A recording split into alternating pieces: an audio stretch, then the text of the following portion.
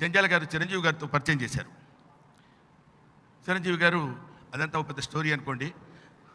నన్నెంతో అభిమానంగా చిరంజీవి గారు ఆయన బోర్డింగ్ పాస్ చేతిలో పెట్టుకుని నాకు మామూలు టికెట్ ఇచ్చి ఆ రోజుల్లో ఎయిర్పోర్ట్ కింద ల్యాడర్ దగ్గర నేను నిలబడి ఓ పిచ్చి చూపు చూస్తుంటే వాళ్ళు ఏంటి వాడి వాంట్ అని అడిగాడు నన్ను. ఆయన ఆ పక్కన టికెట్ చూశారు. అడిగితే నేను this is my ticket sir అన్నాను. అది చించేసి ఉంటుంది అనమాట, మనకు తెలియదు అది. This is my ticket. No boarding pass అన్నాడు. బోర్డింగ్ పాస్ అంటే అది సపరేట్గా ఉంటుందని నాకు తెలియదు. ఫస్ట్ టైం ఫ్లైట్ ఎక్కుతున్నాను, నాకేం తెలుసు. ఈయన జంజాల గారు ఇద్దరు ఆ డోర్ దగ్గర నిలబడి ఉన్నారు. వాట్ హ్యాపెండ్ అనుకుంటూ వచ్చారు. చేసిందంతా ఈయనే.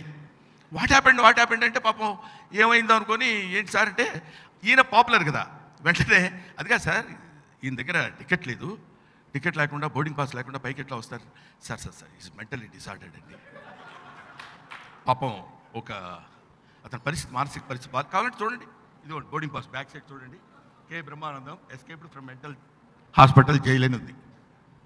నాకు అది అర్థం కాలేదు, తర్వాత కానీ అర్థం కాలేదు. అలా తీసుకొచ్చి కూర్చున్న తర్వాత ఎయిర్పోర్ట్లో ఎయిర్ హోస్టెస్ వాళ్ళు ఉంటారు. ఫస్ట్ టైం కదా సార్, చరణ్ ఆలోచించమ్మా నువ్వు నా పరిస్థితి ఎట్లా ఉంటుందో. నేను గబగబా వెళ్ళి అందరూ ఎక్కుతున్నట్టు ఫ్లైట్ ఎక్కితే ఇక్కడ ఎయిర్ హోస్టెస్ అని ఉంటారు, వాళ్ళ కాళ్ళకి దండం పెట్టాలి, వాళ్ళు బ్లెస్సింగ్స్ ఇస్తారని చెప్పాడు.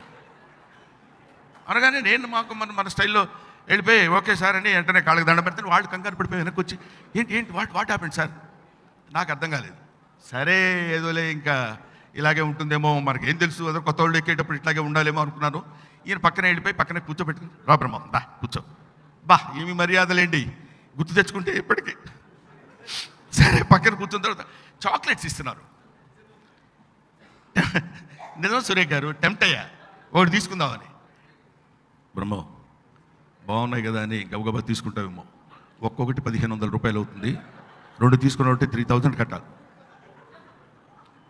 అది సార్ నా ఐ డోంట్ వాంట్ అని చెప్పి అక్కడి నుంచి వచ్చిన తర్వాత మరి ఏం జరిగిందో ఏంటో తెలీదు. డైరెక్ట్గా చిరంజీవి గారి ఇంటికి వెళ్ళాను.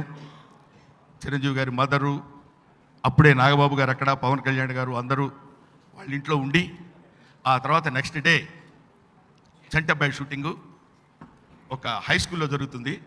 ఆ హై స్కూల్లో అలీ గారు, అల్లు రామలింగయ్య గారు అక్కడ ఉన్నారు. వాళ్ళకి నన్ను చిరంజీవి గారు పరిచయం చేశారు.